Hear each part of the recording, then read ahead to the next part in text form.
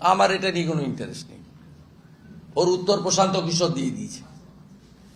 মাননীয় প্রশান্ত কিশোর উত্তর দিয়ে দিয়েছে যে টবে লাগানো গাছ,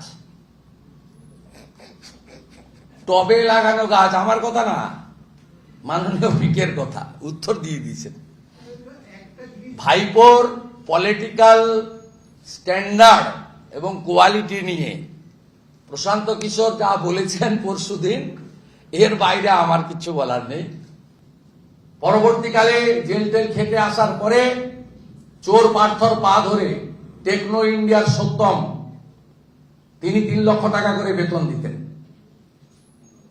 তারপরে এখন তথ্য সংস্কৃতি দপ্তর থেকে বহু পোর্টাল ইউটিউবাররা তারা কোনো বিজ্ঞাপন পান না, কে দেখে জানি না, 200-500 লোক, তাও অধিকাংশ লোক গালাগালি করে নিচে কমেন্টসে। তাকে সেখান থেকে তথ্য সংস্কৃতি দপ্তর 3-4 লক্ষ টাকার অ্যাডভার্টাইজমেন্ট দেয়, আর ক্যামাক স্ট্রিট থেকে বেতন দেওয়া হয়। তাই এই লোকগুলো হচ্ছে পে রোলে থাকা লোক, যা শিখিয়ে দেয় চোর মমতা সেগুলো বলে। হাতি চলে বাজার, ড্যাশ ভোকে হাজার।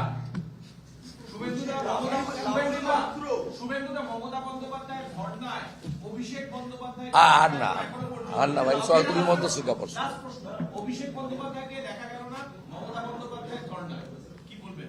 আমার এটা নিয়ে কোনো ইন্টারেস্ট নেই। ওর উত্তর প্রশান্ত কিশোর দিয়ে দিয়েছে।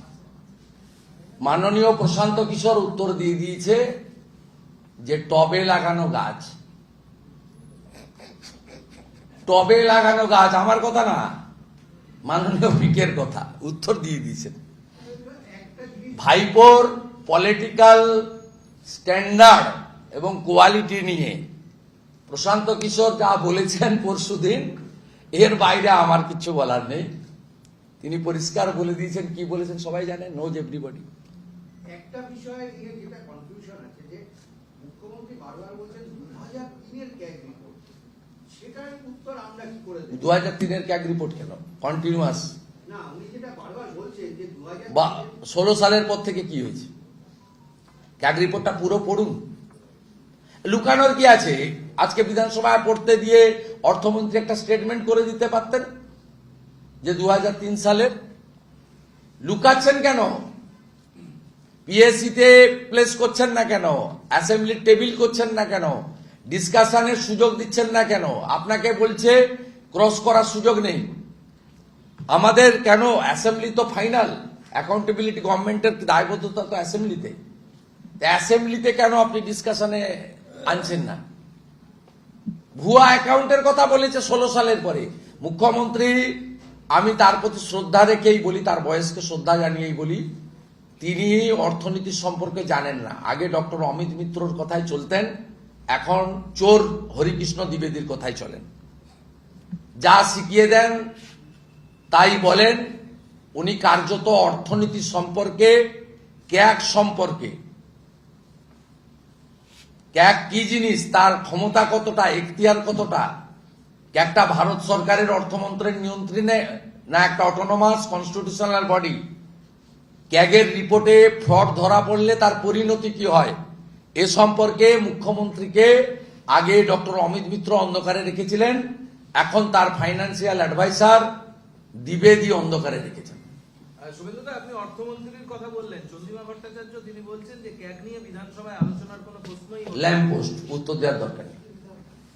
যিনি বাজেট পড়ার পরে বাজেট বইয়ের বাইরে গিয়ে গত বছর বাজেটের দিন পিছন থেকে চিরকুট নিয়ে বলেন 3% দিয়ে দিচ্ছি, এই ধরনের মন্ত্রী ওপেন ফোরাম লাইভ হচ্ছিল, অর্থমন্ত্রী জানে না 3% দিয়ে বৃদ্ধি করবেন।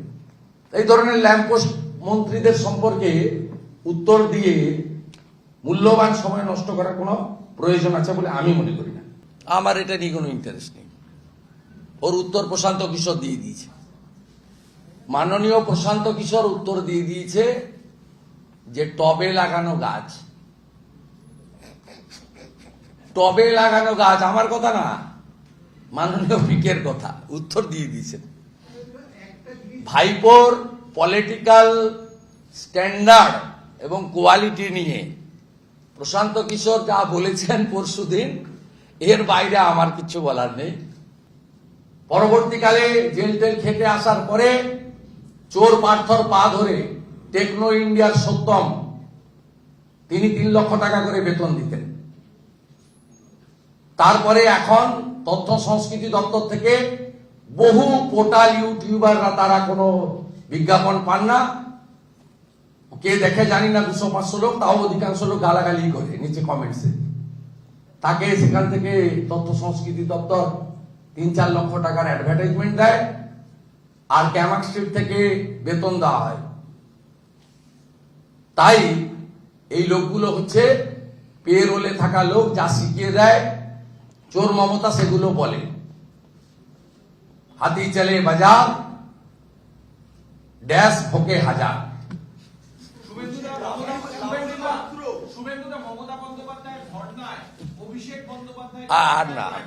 আর না ভাই, সরকারের মধ্যে শিক্ষা পড়ছে।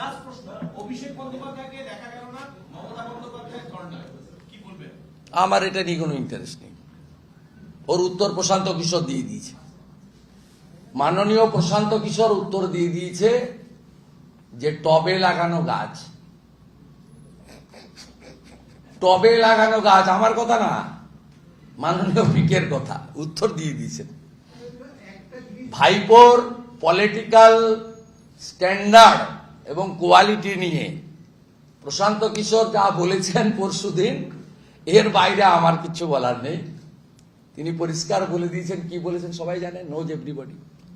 একটা বিষয় নিয়ে যেটা কনফিউশন আছে যে মুখ্যমন্ত্রী বারবার বলছেন 2003-এর ক্যাগ রিপোর্ট, সেটার উত্তর আমরা কি করে দেব? 2003-এর ক্যাগ রিপোর্ট কেন কন্টিনিউয়াস? না, উনি যেটা বারবার বলছেন যে 16 সালের পর থেকে কি হয়েছে, ক্যাগ রিপোর্টটা পুরো পড়ুন। লুকানোর কি আছে? আজকে বিধানসভায় পড়তে দিয়ে অর্থমন্ত্রী একটা স্টেটমেন্ট করে দিতে পারতেন যে 2003 সালের। লুকাচ্ছেন কেন? পিএসসিতে প্লেস করছেন না কেন? অ্যাসেম্বলির টেবিল করছেন না কেন? ডিসকাশনের সুযোগ দিচ্ছেন না কেন? আপনাকে বলছে ক্রস করার সুযোগ নেই। আমাদের কেন? অ্যাসেম্বলি তো ফাইনাল, অ্যাকাউন্টেবিলিটি গভর্নমেন্টের দায়বদ্ধতা তো অ্যাসেম্বলিতে। অ্যাসেম্বলিতে কেন আপনি ডিসকাশনে আনছেন না? ভুয়া অ্যাকাউন্টের কথা বলেছে 16 সালের পরে।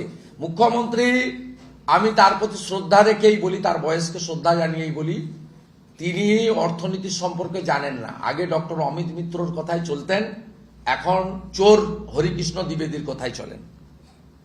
যা শিখিয়ে দেন তাই বলেন। উনি কার্যত অর্থনীতি সম্পর্কে, ক্যাগ সম্পর্কে, ক্যাগ কি জিনিস, তার ক্ষমতা কতটা, এখতিয়ার কতটা, ক্যাগটা ভারত সরকারের অর্থমন্ত্রের নিয়ন্ত্রণে না একটা অটোনোমাস কনস্টিটিউশনাল বডি? ক্যাগের রিপোর্টে ফ্রড ধরা পড়লে তার পরিণতি কি হয়, এ সম্পর্কে মুখ্যমন্ত্রীকে আগে ডক্টর অমিত মিত্র অন্ধকারে রেখেছিলেন, এখন তার ফাইন্যান্সিয়াল অ্যাডভাইসার দ্বিবেদী অন্ধকারে রেখেছেন। শুভেন্দুদা, আপনি অর্থমন্ত্রীর কথা বললেন, চন্দ্রিমা ভট্টাচার্য তিনি বলছেন যে ক্যাগ নিয়ে বিধানসভায় আলোচনার কোনো প্রশ্নই ল্যাম্প পোস্ট, উত্তর দেওয়ার দরকার নেই। যিনি বাজেট পড়ার পরে বাজেট বইয়ের বাইরে গিয়ে গত বছর বাজেটের দিন পিছন থেকে চিরকুট নিয়ে বলেন 3% দিয়ে দিচ্ছি, এই ধরনের মন্ত্রী ওপেন ফোরাম লাইভ হচ্ছিল, অর্থমন্ত্রী জানে না 3% দিয়ে বৃদ্ধি করবেন। এই ধরনের ল্যাম্পপোস্ট মন্ত্রীদের সম্পর্কে উত্তর দিয়ে মূল্যবান সময় নষ্ট করার কোনো প্রয়োজন আছে বলে আমি মনে করি।